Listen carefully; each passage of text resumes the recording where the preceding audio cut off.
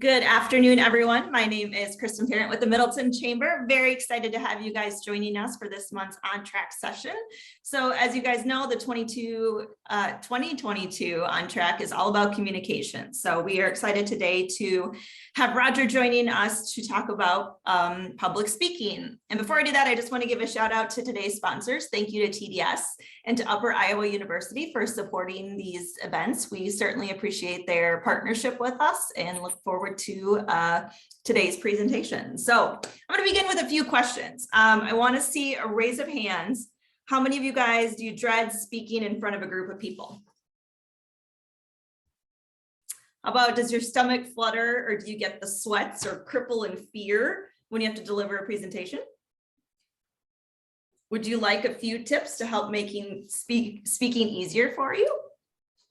Well, if you answered yes or raise your hand to any of those questions, you're in the right place. Even if you said maybe, you're still in the right place. Our speaker today is a motivational speaker who has spoken before thousands of people about emotional intelligence and leadership. Today, we're going to look at how to address and overcome your fears when it comes to public and professional speaking.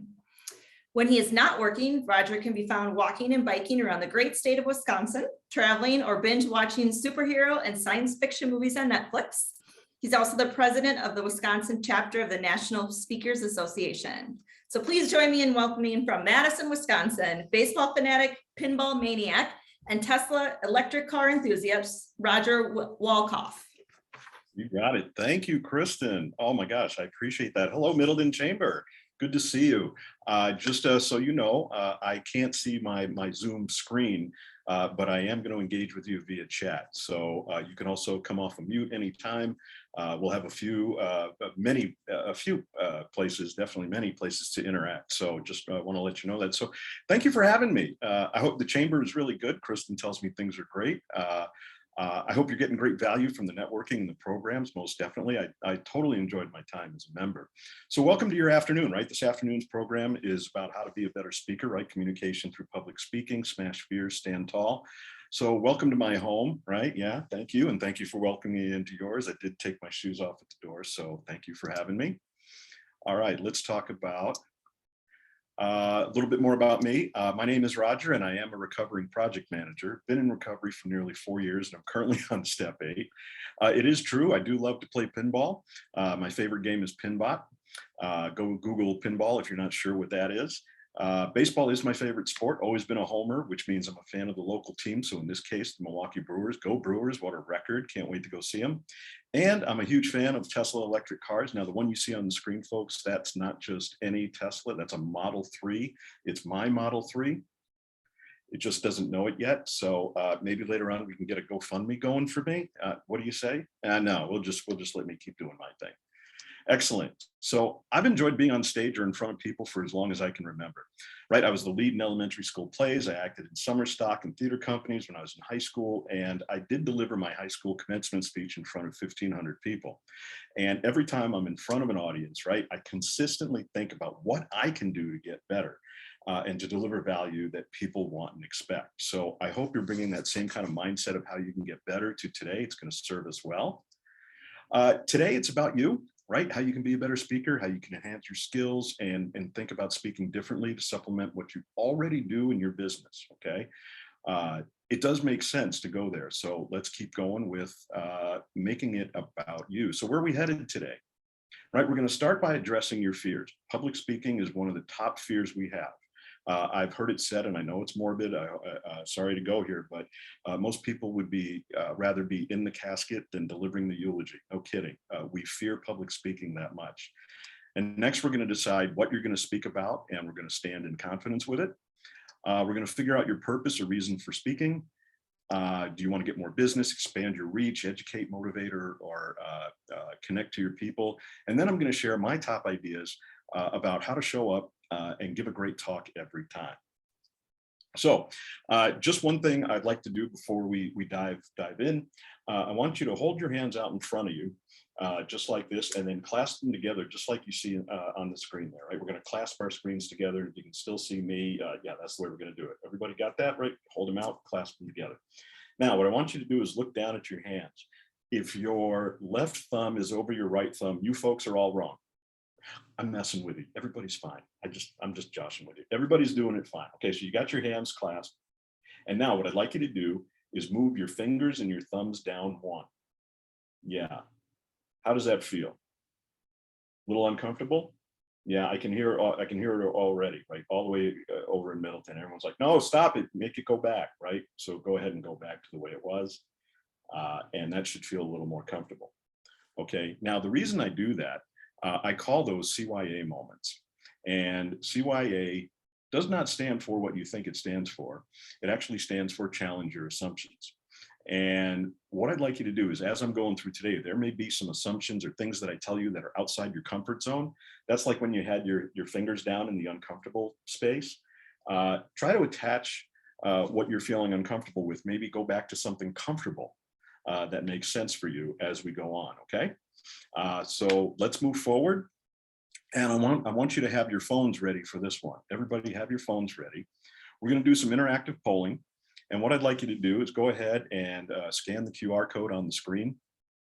For those of you who do know, or for those who don't, what you're going to use is your phone's camera. And you don't take the picture, but you just hold it up so that the QR code is in the screen area. And it's going to go to a browser window on your phone. And it's going to say openmenti.com. And that's all you have to do. You're going to be at the first poll question. You're fine. So just go ahead and do the QR code thing there. If you're not able to do that, or if it's not making sense, you can go to menti.com on your phone's browser or your computer browser. And this time it'll ask you to enter a code. And the code on the screen is 2008 7025. Let me go ahead and put that in the chat. Menti.com. And it's 2008 7025. Now, you don't need to put in the code if you're doing the QR code. And if anybody still is having issues with that, you can just come off mute and let me know. So the first thing I'm going to do, let's get to the first poll. Now, all you have to do is answer the question and then hit submit, and the results will come up. So just to kind of warm us up a little bit, would you rather be the funniest person in a room or the smartest person in a room? Would you rather be the funniest person in the room or the smartest? Now, go ahead and go on the app and go ahead and hit submit. Very fun stuff. We're getting kind of split. 5 people would rather be the funniest, and 8 would rather be the smartest. Okay, or 6. Hey, we're catching up with the funniest people. Great, have fun there. It looks like we're almost tied. So one thing you can do when you're speaking is just what I'm doing here, be engaging. Come up with something to engage people. So not only am I having you do it, I'm explaining behind the scenes what it is to be a better speaker. So if you have a chance, I do this when I'm in person too. I don't just do it remotely. It's another way to engage your people and get some information out of them to try to figure out what you may or may want to address as you're talking to them. So I know at least I've got 7 comedians in the audience. Definitely. I would rather be, if I had to choose, I'd pick the funniest. I like that. I think if you're the smartest one, though, you also, I think it takes a lot of intellect to be funny. So those smart people, you're also going to be funny too. You just didn't know it. All right. I shared a little bit about me. What I'd like to do is I'd like to know a little bit more about you. You can type your answer in here. What is a nickname that you go by or that you used to go by? What is a nickname that you go by or that you used to go by? All right, we got a lot of people putting that in. I'm just going to move my screen over so I can see. Banana, Fun, Cole, Summer, Jen, Dude, Kmart, Dora. Fun names, fun names. What's that one on the set? Rhonda, got it. So here's what's fun. We got Rob saying Shredder, you got it. What's really neat about here is we love to address people by name. It's a great way to make a connection. And as I'm going to show you a little later on, whenever I enter a room, I love to call out people by name if I can, as they come in the room, or walk up and introduce myself. So it's nice to make a connection that way. Thank you. And for this next question, you can choose as many answers as you'd like. All right, you can choose as many as you want. You don't just have to choose one. I'm here to learn how to address my fear of public speaking, decide what to speak about, find my purpose in speaking, or get better at speaking. Again, you can choose one, some, none, or all. Yeah, excellent. Looks like the majority of you here are to get better at speaking. Yep. Some people address that fear. I hear you. Decide what you speak about, find your purpose. Excellent. Excellent. Got people still putting them in there. Awesome. All right. So nearly everyone wants to get better at speaking. Glad you're here. You're in the right place. So first I want to talk about fear. So one essential step to speaking or getting at speaking is to decide how you feel about your fear of speaking, right? If you don't have the fear, or if it's an extremely minimal fear, good for you, but welcome to the minority. We do want to get over that fear. Little bit of humor here, right? Of course, you're allowed to have stage fright as soon as your talk is over, right? That's when you can. Good. Awesome. So one essential step to speaking or getting at speaking is to decide how you feel about that fear. So as I said, some of the fears are, do I have enough content? What if I run out of time? Will people find value in what I have to say?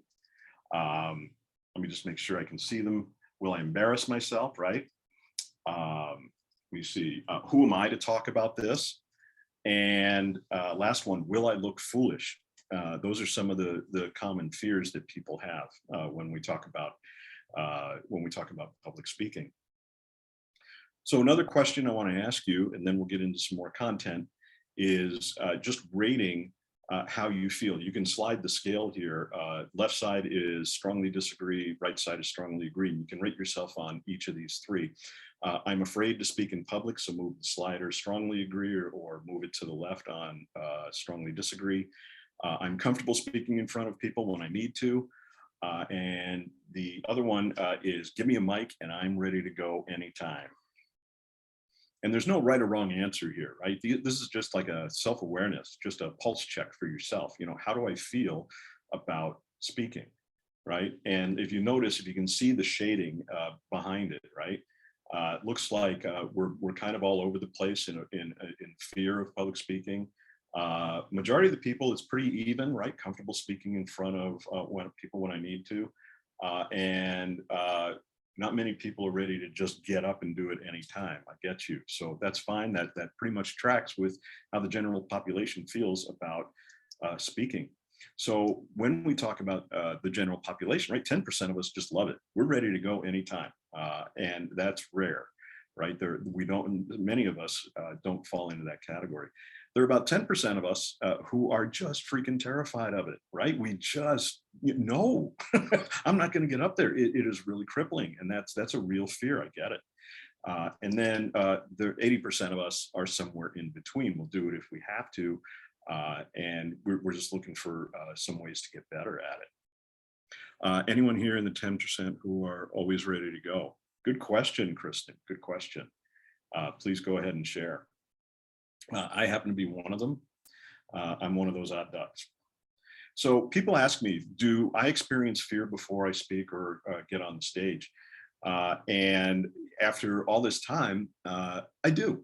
And it's a healthy fear. It's not crippling, but there's a little bit of that. What am I going to do? What am I going to say? Who am I in front of, right? I like where Valerie's going. It depends on the topic and audience, but you've done it. So yeah, I still get a little bit, but not as much as you might think. I would say my fear of heights is crippling. My fear of getting up in front of, talking in front of people, not so much. So how do you make fear your friend? How do you make fear your friend when it comes to professional or speaking, right? How do we break through that fear? And get to a point where we're mostly comfortable or can get comfortable in front of people on the stage. Well, the first thing you want to do is I would recommend you get curious about your fear, right? Pay attention to what you're feeling. What can you do perhaps to turn that into positive energy or curiosity, right? What can I do that would turn that fear differently? So I'm going to give you a few things that would help you with that fear. And here we go with the first one. The number one thing you can do is prepare, right? Preparation here is going to be your best friend. And in many cases, I would recommend people over prepare. In my case, I tend to over prepare, and I tend to put a ton of material in. It's easier than to cut material out, and then I have a set of material where I start prioritizing what I think is most important for the audience to hear. So that's one way you can do it, over preparing as far as what you're going to write and how you're going to write it. Preparing also looks like researching your topic. Now, you may know more about your topic than anyone else. We're going to talk about that in a little bit, but research your topic, research your audience, research your message, research what it is you're going to talk about. Write things out in notes or an outline, if that's the way you like to do it. There's no right or wrong way to do it. Some people like to use mind maps. There are any number of ways that you can prepare to speak. Whatever gets you going, record it, right? You can use an audio recorder. Use the apps on your phone to record the information. The other thing we can do is we can work to hone and prepare how we transition between our topics as well. So those are just a few steps in terms of the content way that we can prepare to speak. Going a little more with stats. So 90% of the anxiety we feel before speaking or making a presentation actually comes from lack of preparation. If I had to pick one area where I still get the anxiety, it's this area. If I have a new topic, my anxiety is actually a lot higher than me just getting up in front of you and talking to you. I can do that all day long. It's what am I going to talk about that where there's a fair amount of that anxiety comes into play. So I am living proof of that statistic. Now, for an effective speech or presentation, here are some recommendations for you. You can use these numbers as a rough guideline. And if you notice, these numbers closely match how people receive and process communication, right? So 7% of what we're going to process and 7% of planning is actually going to be about the content itself. 38% is going to be about how you use your voice to deliver it, okay? And then the 55% is nonverbal. Even in a remote environment, 55% is going to be nonverbal. And I'll talk more about the kinds of things we can do with nonverbal. But be thinking about this, right? Nonverbal includes what? Nonverbal includes your posture, tone of voice, facial expressions, things like that, how you move around the stage or in front of your audience. That is what is going to be the big part of the nonverbal. Make sense so far? I'm going to pause for any questions. Any other nonverbals you can think of? Go ahead and put them in the chat or come off of mute and shout them out at me. What other nonverbals would you consider when you're up in front of people?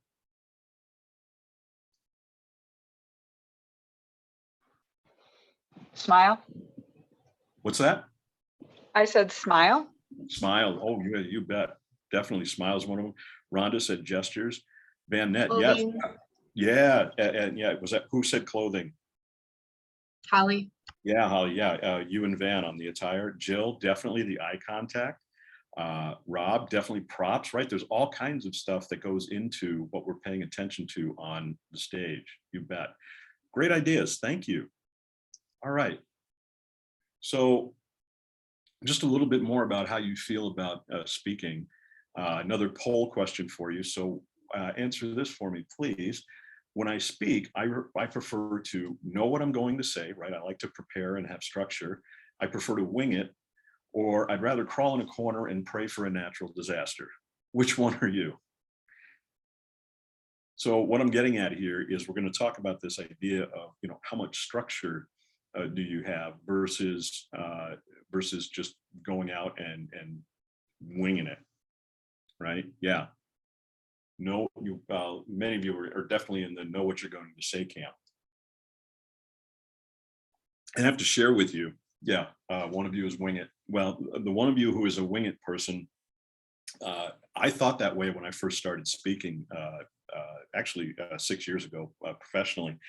And I just thought, you know what, I just need a loose outline. I can get up there. I can talk about anything. That was not the case. It didn't go the way that I planned. I found out I needed a structure, but here's what else is more importantly. I want you to remember this. Your audience expects some structure, right? That's why when I started the program today, I told you where we're going, where we're headed, what topics we're going to talk about, right? Fear, deciding, your purpose, and then I'm going to give you some tips. So people want to know where we're going. We like to have an order to things. And then once we have an order to those things, then your audience is more likely to give you permission to wing it and go off script. Okay, so it's definitely good to know what you're going to say. Definitely good to know what you're going to say, and totally okay to wing it if you know what you're going to say. Excellent. All right. So another way to reduce your fear and anxiety is definitely to practice. There are a number of ways to practice. Practice by yourself. Practice in front of a mirror. Practice to your pet. They love hearing this stuff. Record yourself. And there are a number of different ways I'm going to give you here to record yourself. All right. Definitely you can use video to record yourself, and definitely, audio. Now here's a tip. When you record yourself, let's say you're going to record yourself, camera and audio, ways that you can get better, especially if you're going to be in front of a group of people, is to play back just the video itself without the sound.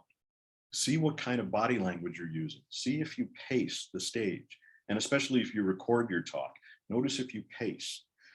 Notice if you rock back and forth. Those are the kinds of things that we're going to look for in nonverbal actions that may tend to distract people. They may not, but these are things to pay attention to. And similarly, what you also want to do is listen back just to the audio. How engaging are you? Are you pausing in the right places? Are you pausing for effect? Is your vocal range varying? How do you think you sound to other people? So those are different ways. Margaret, yes. In recording myself, I notice a lot of ums and ahs. How do I drop them? A couple of ways to look at that. Toastmasters does a good job of recording how many ums and ahs you say. I've said them a number of times already during this talk. You can drop them. One way I'm going to give you that I've tried to drop my ums and ahs is when I catch myself trying to use a filler space. If I think I'm going to say or ah, I hear it in my head, I stop. Just right now, during that time that you asked me, I was very conscious of whether or not I was going to say or ah. It takes practice, Margaret. It's not something you're likely to hit right out of the gate. But practice and record how many times you say them, and then be conscious of it again the next time you record yourself, and the next and the next. The other thing that you can do is try Toastmasters. Toastmasters is a group leadership and speaking, and they keep track of filler words like and so, all those kinds of things. I've had people come up to me after my talks and tell me that I should go back to Toastmasters. Not very many people tell me that, but I occasionally get an ah or counter coming up to me, and they'll tell me how many times that I said and ah. And what that tells me is they were paying perhaps more attention to my ums and ahs than my content, but good for them. I happen to think also that when we're recording video, or even when we're talking, there's a little bit of authenticity in being able to say and ah. Holly, that's a brilliant. I might use it with the word like. Yes, any word that you're using there. Van recently said, I heard someone say, and stuff like that 20 times in a convo. We all have, I believe we all have communication habits, just like the ones you're talking about. And so I would say just try to work on one at a time. Not trying to beat a dead horse here, but try to work on them one at a time. Any other thoughts on that? Please put them in the chat. I'm going to keep moving. The last tip I wanted to have here, though, is to have fun. We're going to talk a little bit more about that, but you definitely want to have fun with it, because if it's not fun, then perhaps why are you doing it? I know a lot of people do this for business, but try to add that element of fun in there. Another tip for you, honestly, is breathe and pay attention to your breath, right? Prepare your breath, breathe, because there are times when we're on stage and I've done this myself, where we tend to ramble. We just want to keep going and going and going to get to the point, or we just want to keep overstating the point. Take time to breathe. You can also do this as an exercise before you speak. There are a couple of different ways that people prefer to prepare. I'll give you some of mine in a little bit. I breathe, but I also jam out to some tunes that give me high energy. So breathing is a great way to go. I'm going to do this with you. You ready? We're going to breathe together. We're going to take big breaths, and maybe you've done this before. We're going to breathe in for 4, hold for 3, and let it out for 4. Okay, so in, 2, 3, 4, hold 2, 3, out 2, 3, 4. One more time. In, 2, 3, 4, hold 2, 3, and out 2, 3, 4. Right. So just taking that intentional breath is another way to calm those nerves and get your brain off of perhaps that anxiety that you might be feeling. So breathe, definitely. All right. So that's the fear part. Happy to entertain more questions about fear as they come up or at the end. The next one I wanted to get to is deciding, right? Decide what it is, decide whether or not you want to speak. And this may sound kind of silly since you're here on how to be a better speaker. Perhaps you've already made the decision, but do I want to speak? Is speaking necessary in this instance, right? So one thing that I'd like you to think about, if you have that anxiety about what you want to speak about, think about this. What do you know more about than anyone else?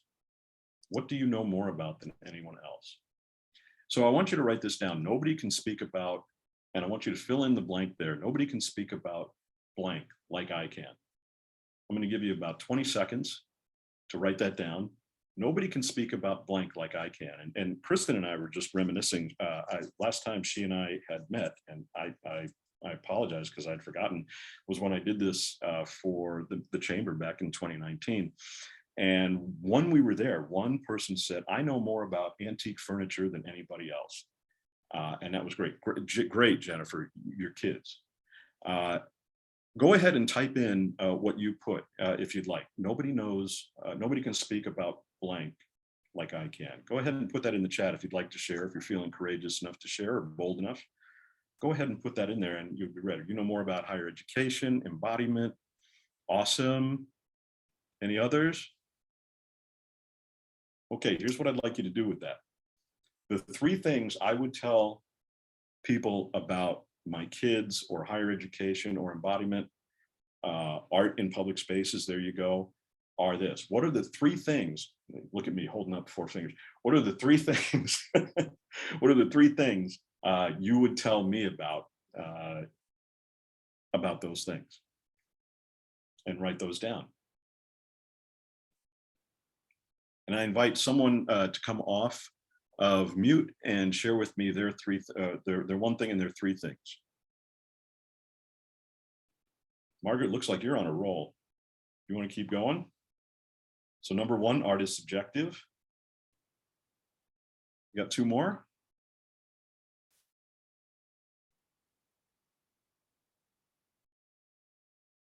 Should be diverse, okay. Loving this. We got the makings of a speech here. Art should engage. Excellent job, Margaret. Thank you. Big kudos to Margaret for sharing. So right there, you've already outlined, you're already talking about, I'm assuming that art in public spaces you're passionate about. And this is something that you could turn into a speech with people. And right there, you've got 3 topics that are just ready to go. That's a fine example of how to do that. So you could do the same thing with your kids, higher education, whatever it is you talk about. And it can be whatever your job is, or it could be something else. I know, Van, you're in business development, but I know you have many other passions in that. Definitely. Rob, driving a Prius for 300K. There you go. That you already have me intrigued, right? I love it. Thank you. So the thing that I want you to think about when you're deciding what to speak about is to visualize your success. Just visualize your success in doing it. So let's move on to purpose. So when we talk about purpose, it's a little bit more than deciding, but you want to think about, what do I want to talk about? And we did a little bit there. So what are the things that I talk about, and why? This is more the why do I talk about them? And the thing I want you to take away from here is this, to be a good public speaker, a good professional speaker, you want to think about your audience. And at the end of the day, you want to think about what you want them to know, right? What do you want them to know at the end of your time together? What do you want them to think, right? Do I want them to be challenged or think differently? And how do I want them to feel? Do I want them to feel transformed or moved? One thing I wanted to point out about the feeling, at the end, there's sometimes we can leave our audience, there are some speakers who tend to leave their audiences wanting to feel uncomfortable. Maybe it's a political speech, or maybe it's about a controversial topic, whatever side you're on with climate change. How do we want people to feel? My 2 cents, I like to feel personally, I like my audiences to feel encouraged, engaged. I want them to feel happy when I'm done. I can take them down a path of not feeling comfortable, but at the end of the day, I still want them to feel comfortable. So just give that some thought as you put your speech together. What do you want them to know, think, and feel? And then think about, why do you want or need to be in front of people? Okay. I want you to grab that same sheet of paper, or just put them in the chat. Why do you want or need to be in front of people? What's your reason for being in front of people? And go ahead and write one down. I'm going to give you about 15, 20 seconds. Go ahead and write down what is a reason, or maybe you can come up with many different reasons of why you want to be in front of people. And go ahead and put them in the chat. Rob, project meetings, you got it. Yep, I feel you. That was my main reason for doing them too. When I was in was in the corporate world. Anybody else? Why else do you want to? Why do you want to be in front of people? What's your reason for getting in front of them? Share knowledge, improve communication. Yep, and make the world a better place. Amen, Holly. Oh my gosh, I love it. Brighter brand marketing. I love that. Brighter brand marketing. Excuse me. One more. Educate on a product. Yeah, definitely, Diana. Yep. Educate them about your service, right? You want to tell them why co-working at Serendipity is like the best thing to do, right? And that I don't visit often enough. I know. Yeah. So let's take a look at some of the reasons, right? So there are many reasons we can do it. Whoops. Excuse me. We can do motivation, tactics, education takeaways. We want to inform them. We want to entertain them, we want to teach, or we want to market to them. And those are just some of the many reasons why we want to do it. So some of the reasons that I like to talk about are definitely connecting, the audience to you, your brand, your message, your mission, whatever it happens to be. It can be a big business, small business idea, whatever it happens to be. But one thing that speaking does for us that I love is that it connects us to messaging and branding and so on, and what we do. All right, now let's get to some of the tips. How do you make it great? I'm going to give you a couple of ideas here. So first thing I want to ask you about is this. It's a true/false question. You want to capture your audience attention from the very beginning. You want to capture your audience attention from the very beginning. True or false? You want to capture your audience's attention from the very beginning. Yeah. A lot of you are putting it in there. No surprise. Yeah, you definitely do. This isn't meant to be a trick question. Yeah, you definitely want to capture them. And I got to tell you, from the very beginning, I'm going to tell you, it's even before you get on the stage. And we'll talk about that. Definitely. Everybody, you all get an A, 10 people. Definitely. We want to do it from the very beginning. Okay. So the first thing we want to do, I would encourage you, here's my number one tip, be 100% you, be authentic, be real. When you show up as you, people are going to know, right? They're going to engage, they'll absorb your message, they'll listen, they're going to know if you're 100% you. So always be you, be unapologetically you. Another tip, consider slowing down and speak with confidence. Slow down, speak with confidence. I know I'm probably going to go through these fairly quick. Listen to me talking about slow down. I may go through these tips rather quickly. I just want to make sure I'm cognizant of your time. I will share these with Kristen. You'll have all the tips. But yeah, when you're speaking, you want to slow down and you want to speak with confidence. Speak from where you know, right? When you're talking about, and this is great. I love this example of art in a public place. When you're talking about that, you are the expert, right? People are coming to you. You are the expert and you know best. That's why they're coming to you. So speak with confidence. You want to maintain eye contact, even remotely. All right. And I'm going to get over the remote part first. but I'll address that in a minute. Excuse me. I'm going to talk about eye contact in a in-person setting. So you're going to ask me, how do I make eye contact with 50, 100, 300 people? Well, good question. I'd be happy to tell you. Number one, you're going to scan the room. And here's what you do. We're going to look left, we're going to look center, and we're going to look right. We're going to look left, center, and right. And we're going to find a person to make eye contact with. And typically, I like to look for that person who's engaged or perhaps nodding at what I have to say. I happen to catch them at that time. But I'm looking left, right, and center, and always capturing one or two people, one person in that area who I'm going to make eye contact with. And when you do that, people in each of those areas will think that you're looking at them. Okay, so make eye contact. That's important. And if you're doing remote talks, try to look into the camera as much as possible. Try to have the camera positioned so that you can look into the camera as much as you can. Is it okay to look away? Yes, it is, but you want to make sure you're engaged with your audience via the camera. You want to tell stories. You want to get your audience to see themselves in the story. One story that I typically told was when I was in 7th grade, we moved from upstate New York to Atlanta, Georgia. Well, because that's what you do with a 12-year-old Jewish kid who's known New York all his life. You move him to the deep South, right? So I will never forget my first day, 7th grade, in the new school. I walked into the classroom door and the teacher looks at me and says, "Y'all come in now." And I look behind me because, I think y'all is a plural pronoun. Well, I was mistaken. It's just me. She introduces herself and in the longest Southern drawl, she says, "I'm Miss Strayet," and that's spelled S-T-R-A-I-T, but she turned it into a 2-syllable word.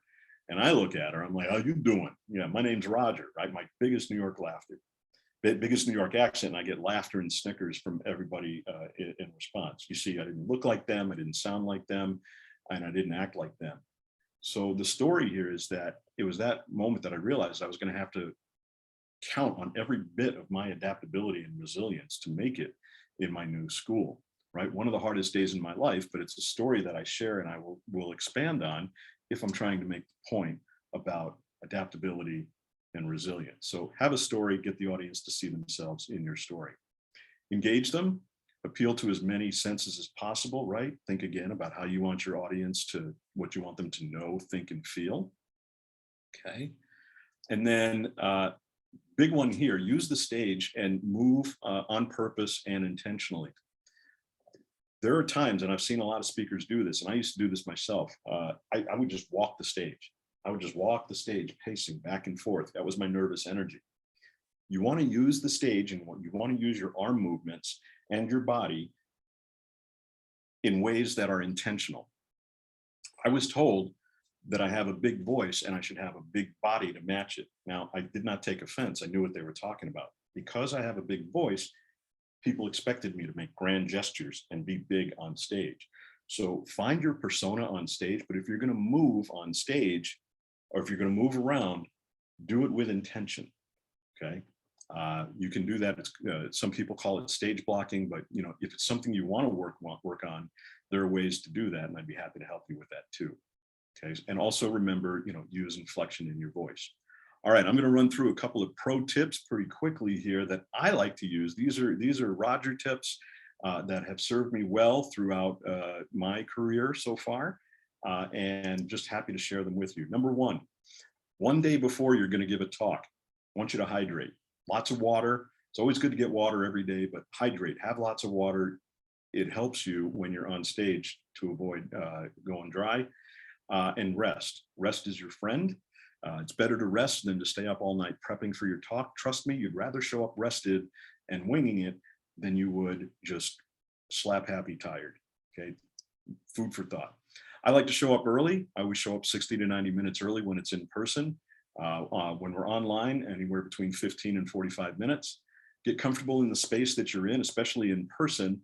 You want to be able to check the equipment, the projector, the microphone, the screen. You want to check out the layout of the seating. You want to know where you're going to put your laptop if you're using one.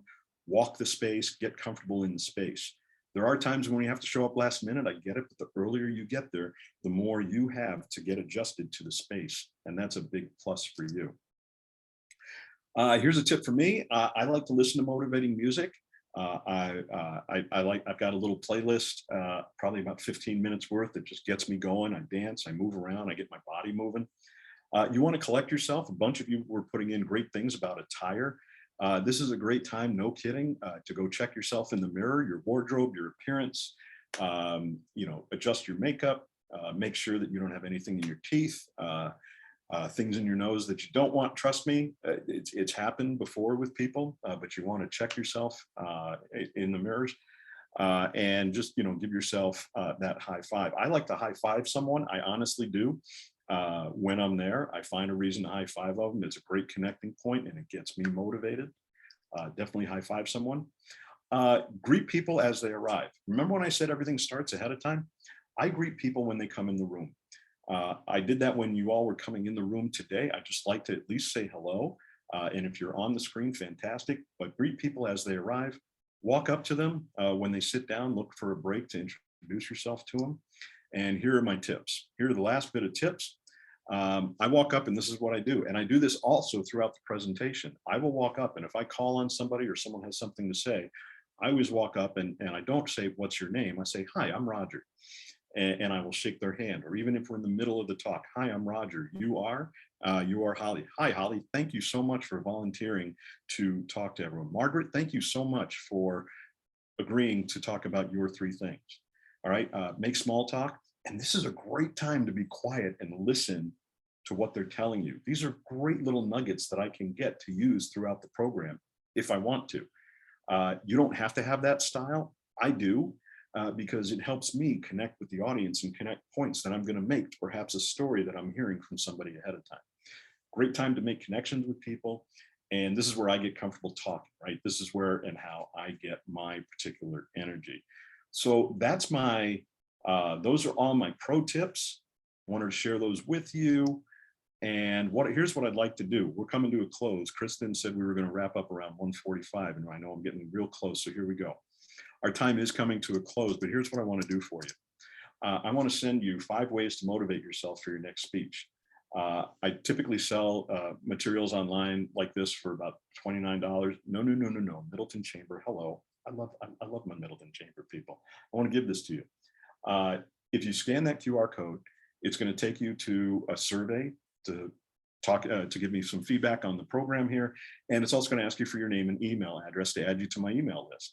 And I don't sell my list, but what I can do is I will send you interesting content about emotional intelligence, leadership, personality, and occasionally I will spot in there talks about things about how to do better speaking.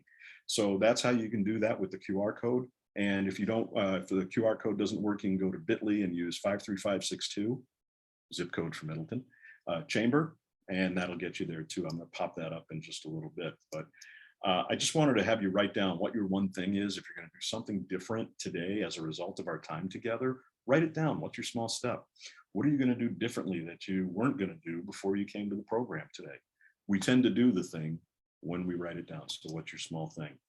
That's my contact info. Quite honestly, if you type Roger Wolkoff in your search engine, you're going to find me on LinkedIn or Facebook or something like that. I also put up my phone number because you can reach out to me and call me anytime. That's the thing. That's why I put that up there. That's why. I'm going to leave this up here for you to go to